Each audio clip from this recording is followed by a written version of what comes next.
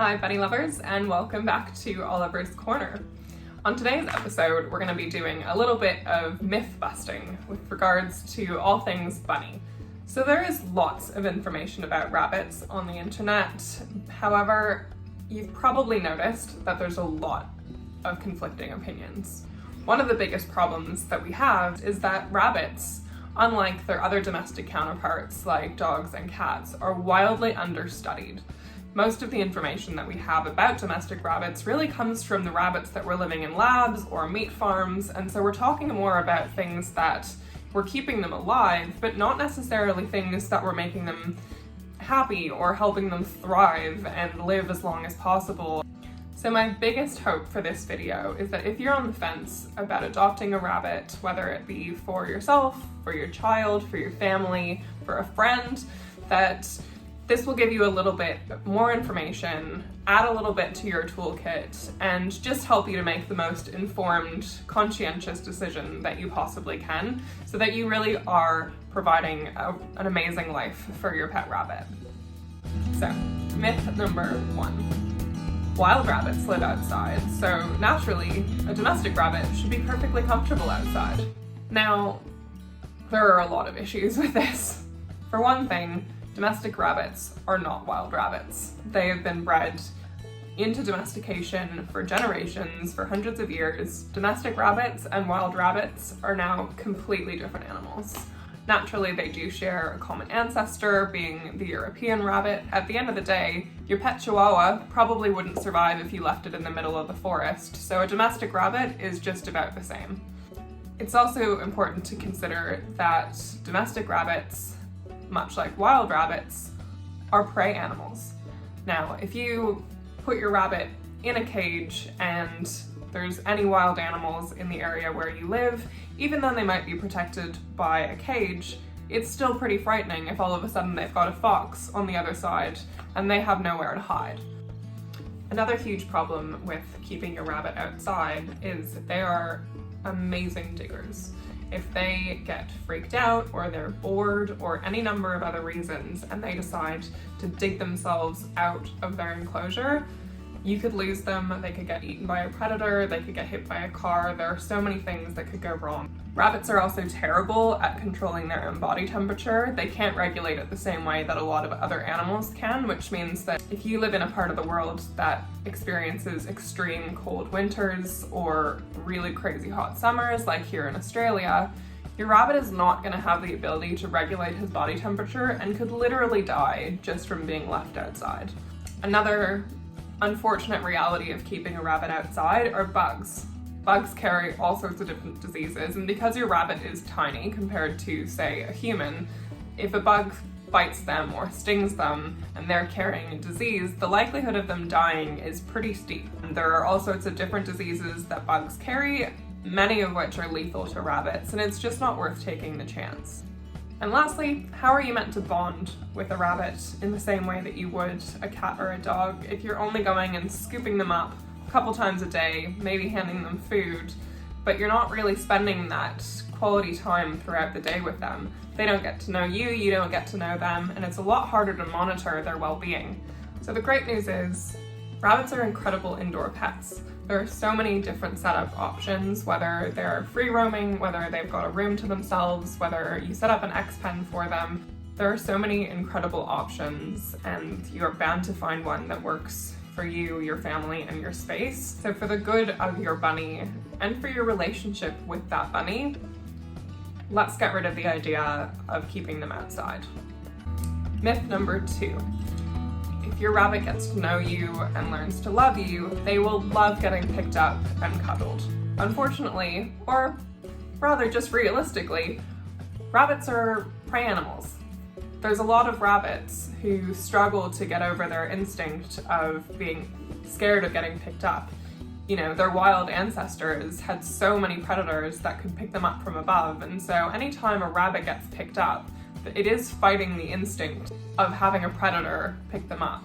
You're a lot taller than your rabbit, and so getting scooped up is not something that they're ever going to be 100% comfortable with. There are some rabbits, particularly I would say if you have a bunny from when it's a baby and it gets quite used to getting cuddled, They might grow more comfortable with it. However, it'll never be like a puppy that wants to sit on your lap. I think this is a really important piece of information for people who are maybe looking to adopt a rabbit in the hopes of having a cuddly little animal that can curl up in their lap and watch TV with them all day. If that's what you're after, you're rolling the dice.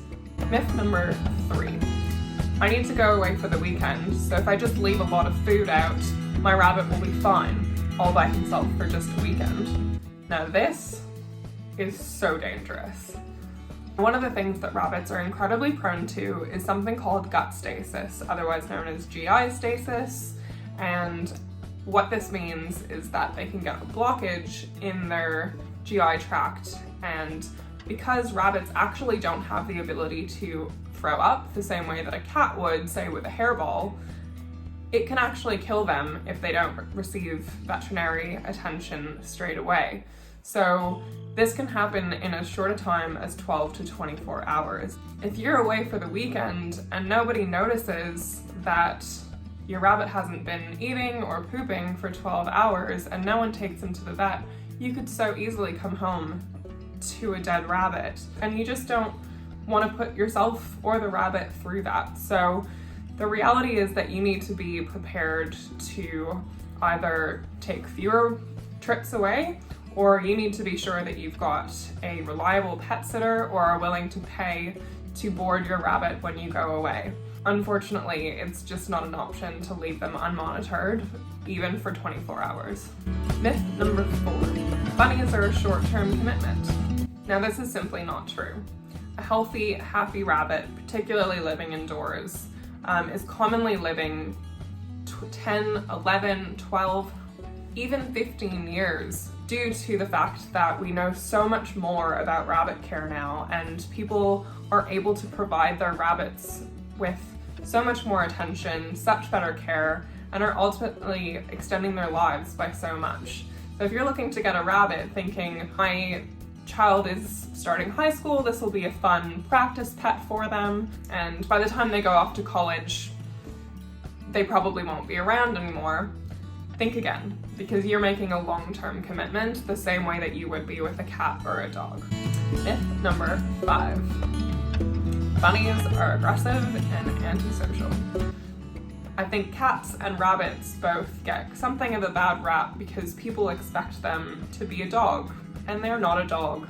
So I think that there's a lot of projection that goes on in people wanting pets to just love them straight away, to be super affectionate, and to just give them everything regardless of what we give them. I very much believe that people's idea that rabbits are aggressive really comes from the fact that for so long it was considered stock standard to keep them outside in a tiny hutch, often crowded with other rabbits because spaying and neutering wasn't really a thing back then for them, and ultimately they just were sitting there with pent-up energy, unable to release that in any way. And so when people would go in and try to interact with them, the rabbit wasn't socialized and therefore didn't know not to be fearful of these humans, and as a result of that were categorized as aggressive animals. So all the more reason to bring your rabbit inside, get to know it and get to know its needs, because they are in fact very affectionate animals if you give them a chance. So those are the 5 myths that I've chosen to debunk this week, but Lord knows I've got plenty of others. I've got a lot of really great ideas for this channel, so make sure you stay tuned if you've enjoyed this video and would like to see more from us. My name is Cosette. I've got a beautiful bunny Oliver, and I just am so passionate about sharing all of the information that I've been learning along the way since adopting him. It's just been the most rewarding journey so far, so I'm just so excited to be able to share that with others and to teach people what it's like to really have a pet rabbit, what it means as a commitment, and what it means in terms of, you know, what you can get out of it, because they are really special animals and absolutely worth giving a chance. So I hope you enjoyed today's video, and we'll see you next Monday for another episode.